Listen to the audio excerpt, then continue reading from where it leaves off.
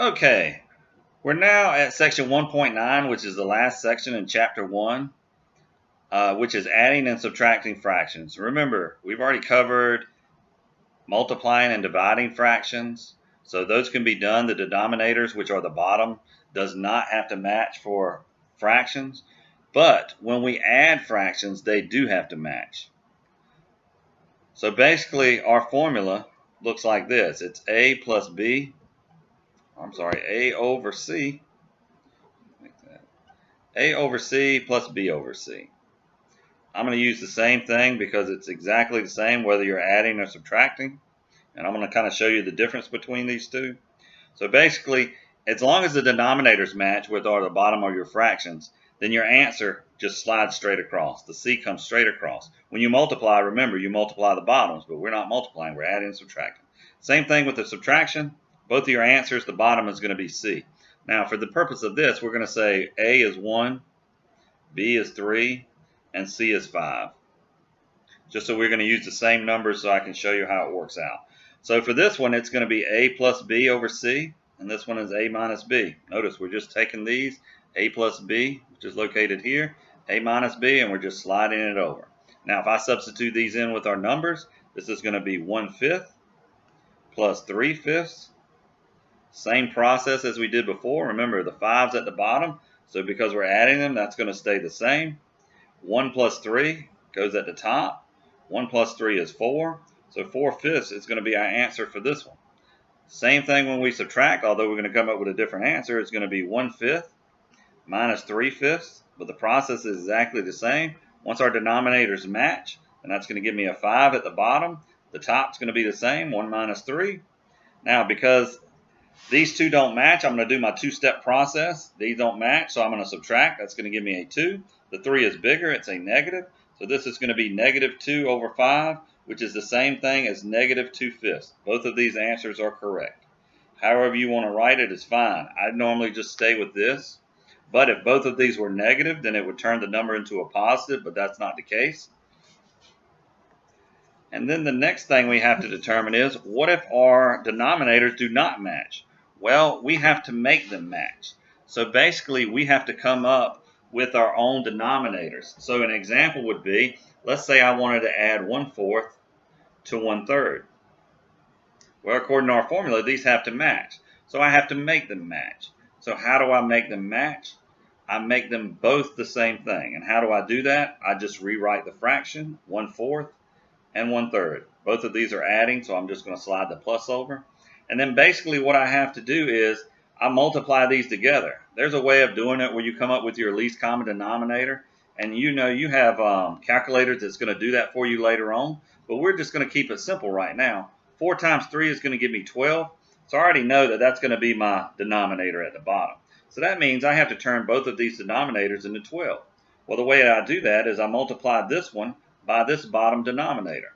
Whatever I do on the bottom, I always do on the top. So basically, I'm multiplying 1/4 times 3 over 3. Remember, 3 divided by 3 is 1, so I'm not changing the fraction. I'm just changing the way it looks.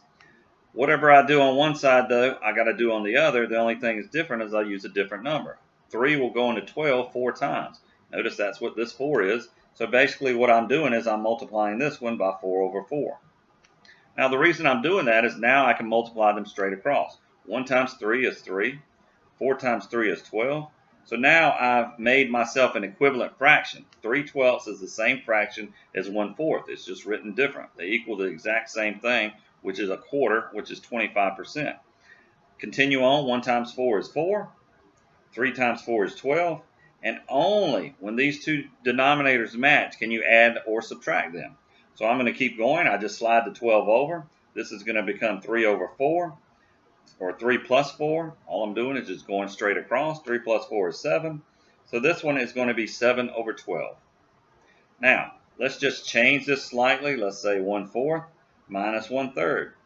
Same process. I know my denominator's got to be 12 because 4 times 3 is 12. I'm going to do the exact same thing. This is going to be 1/4, and I'm going to multiply it by 3 over 3 because 4 will go into 12 3 times. Whatever I do on the top, I do on the bottom.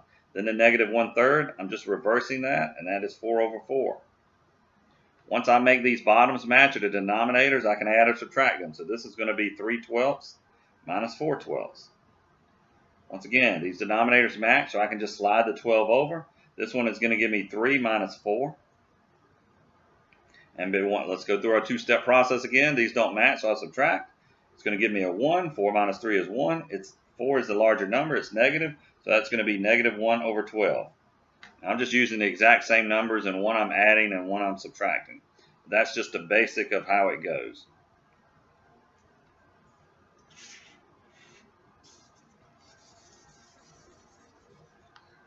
I want to give another example instead of just using a 1 as the numerator. Let's say we have 2/3 and we want to add 4/5 as an example. So once again, 3 times 5 is going to give me 15, so I know I got to get my denominator 15. So I'm just going to rewrite these fractions just like I did earlier. Now I have to turn both of these into a 15. 3 will go into 15 5 times, but really I'm just using the bottom number, and whatever I do on the bottom, I do on the top. Same thing on this one. 5 will go into 15 3 times. I'm just using this 3. Whatever I multiply on the bottom, I always multiply on the top. Then I'm just working straight across basically. 2 times 5 is 10. 3 times 5 is 15. Keep doing my multiplication. That's just going to give me 12 over 15. So at this point, I know my denominator is going to be 15. Then I'm just adding the top. 10 plus 12 is 22. Now, you can break that fraction down, and this fraction actually breaks down to this. But once again, remember, I said you don't really need to worry about that right now. Let's still want to go with our 3 numbers that we use, 2, 3, and 5. 2 will go into 22, but 2 won't go into 15. 3 won't evenly go into 22, and 5 won't evenly go into 22. So as far as my class goes, this is as far as I need you to break the fraction down.